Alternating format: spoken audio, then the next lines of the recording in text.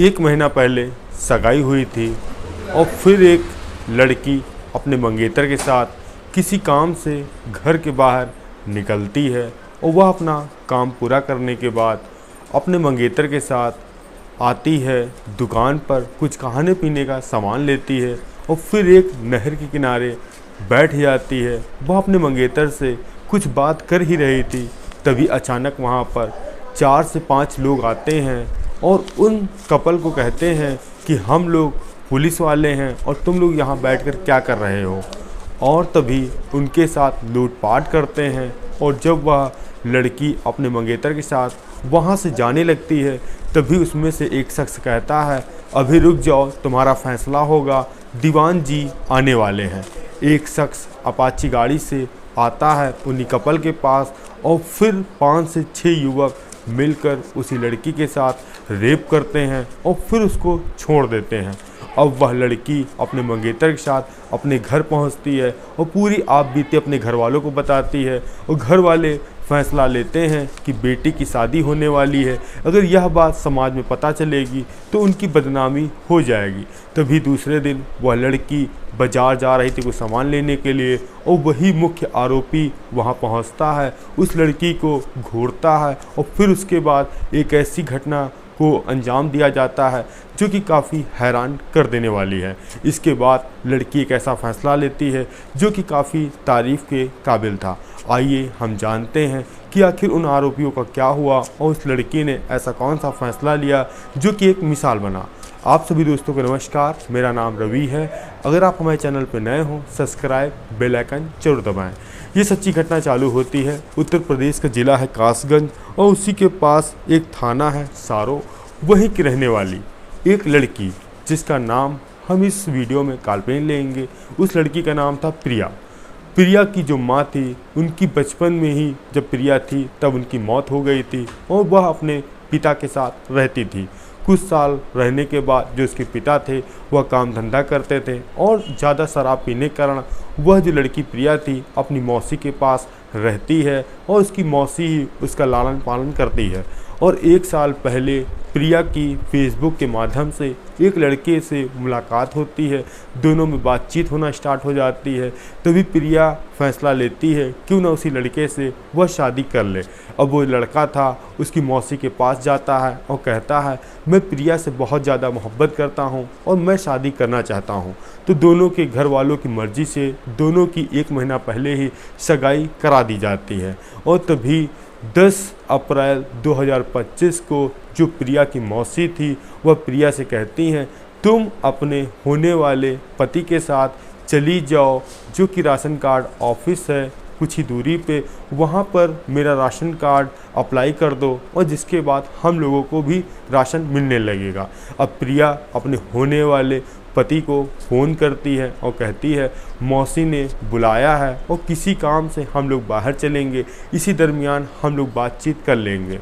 वह उसका मंगेतर प्रिया का पहुंचता है प्रिया की मौसी के घर, करीब दोपहर के 10 बजे थे और फिर वह प्रिया को अपनी बाइक में बैठालता है और फिर वहाँ से 7 से 8 किलोमीटर जो राशन कार्ड का ऑफिस था वहाँ पहुँचता है और आधे से 1 घंटे में वहाँ का काम ख़त्म करने के बाद वह फिर से गाड़ी स्टार्ट करता है, अपनी होने वाली दुल्हन को बैठालता है और फिर लेकर 5 से 6 किलोमीटर चला ही था तो प्रिया कहती है मंगेतर से, मुझे कुछ खाना है और दुकान से कुछ ले लो। अब जो मंगेतर था खाने के लिए कुछ सामान लेता है, कोल्ड ड्रिंक वगैरह लेता है और आधा से 1 किलोमीटर पहुंचता है। एक नहर थी जहां पर कुछ पेड़ थे, वहां पर प्रिया अपने मंगेतर के साथ बैठ जाती है और वहीं बैठ के खाना खा रही थी। इसी दरमियान 4 से 5 युवक आते हैं और कहते हैं, तुम लोग यहाँ बैठकर क्या अश्लीलता मचा रहे हो। तभी वह युवक बोलता है, यह होने वाली मेरी दुल्हन है, हम लोगों की सगाई हो चुकी है। तभी उसमें से कुछ युवक उन कपल के साथ बदतमीजी करते हैं और हालांकि मारपीट करते हैं और जो उसके पास पैसे थे मंगेतर के पास वह उससे पैसे लेते हैं, यहाँ तक कि ऑनलाइन 5,000 रुपये तक लिया और जो प्रिया ने टप्स पहने थे और बाले पहने थे वो सब उतार लेते हैं। इसके दरमियान तभी मंगेतर कहता है, अब हम लोग जा रहे हैं और तुमको जो कुछ करना हो कर लेना।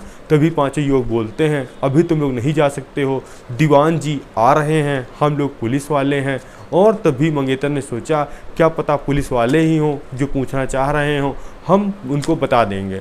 तभी आधा घंटा बाद एक युवक अपाची गाड़ी से आता है, उसके साथ 2 से 3 युवक और थे।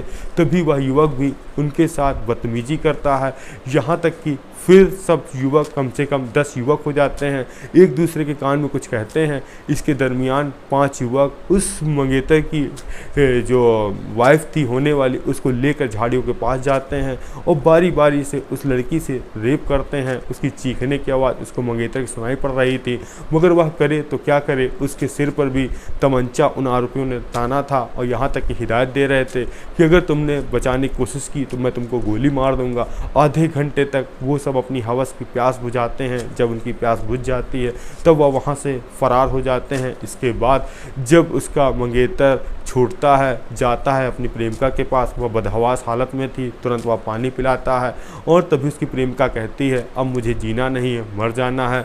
और फिर समझाता है मंगेतर, अपनी प्रिया को बैठालता है गाड़ी पे, उसके घर लेकर जाता है, अपनी मौसी से बताता है जो उसके साथ घटना हुई है उनकी बेटी के साथ, वो वाकई में हैरान और परेशान कर देने वाले।